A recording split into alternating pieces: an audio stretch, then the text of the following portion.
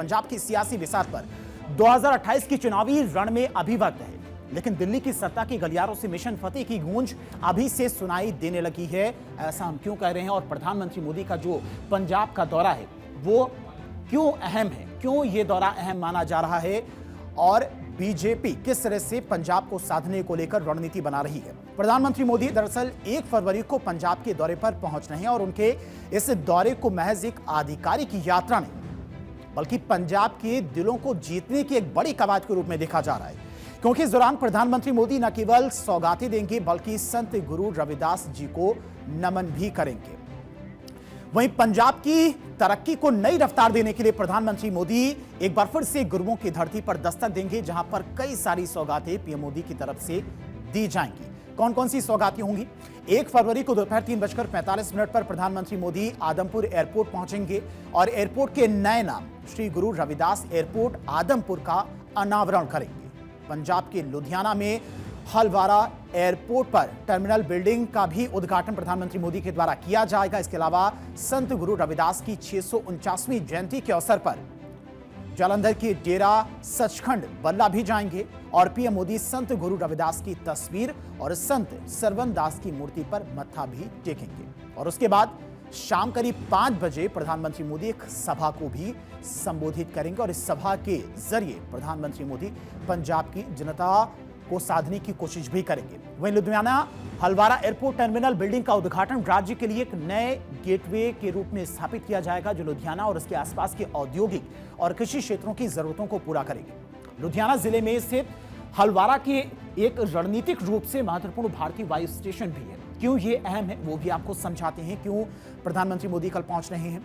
Airport पर करीब अगर रनवे की बात की जाए तो ये रनवे करीब A320 विमानों को संभालने में सक्षम है बताया जा रहा है और टर्मिनल में कई हरित और ऊर्जा कुशल सुविधाएं भी इसमें शामिल हैं। इसके अलावा LED लाइटिंग, इंसुलेटेड छत, वर्षा जल संचयन प्रणाली भी इसमें शामिल है। इसके अलावा वास्तुकला डिजाइन पंजाब की समृद्ध सांस्कृतिक विरासत को भी ये एयरपोर्ट दिखाएगा। संत गुरु रविदास जी की 649वीं जयंती के पावन अवसर पर आदमपुर एयरपोर्ट का नामकरण उस महान संत और समाज सुधारक के प्रति सम्मान का प्रतीक है, जिनकी समानता, करुणा और मानवीय गरिमा की शिक्षाएं आज भी भारत के सामाजिक मूल्यों को प्रेरित करती हैं। संत गुरु रविदास की जयंती पर प्रधानमंत्री मोदी का पंजाब दौरे को खास माना जा रहा है, क्योंकि इसके जरिए प्रधानमंत्री मोदी पंजाब के 2 आप क्षेत्रों के उन इलाकों को साधेंगे जहां पर दलित वोटर्स की संख्या अच्छी खासी मानी जाती है और इसलिए पीएम मोदी का यह दौरा बेहद अहम माना जा रहा है। द्वाब पहुंच रहे हैं जहां पर दलितों की अच्छी खासी तादाद है। द्वाब की अगर बात करते हैं, सबसे पहले वोट बैंक की नजर की अगर वहां पर बात करें तो 23 सीटें ऐसी हैं जहां पर अच्छी खासी तादाद दलित वोटर्स की है। जालंधर की 9 सीटें, होशियारपुर की कुछ सीटें हैं, कपूरथला की 4 सीटें और नवा शहर की 3 सीटें हैं। इन सीटों को साधने की कोशिश प्रधानमंत्री मोदी के द्वारा सभा के द्वारा किया जाएगा। द्वाब में कांग्रेस और आप का अच्छा खासा प्रभाव माना जाता है, लेकिन बीजेपी यहां पर अपनी पकड़ मजबूत करने में लगी हुई है।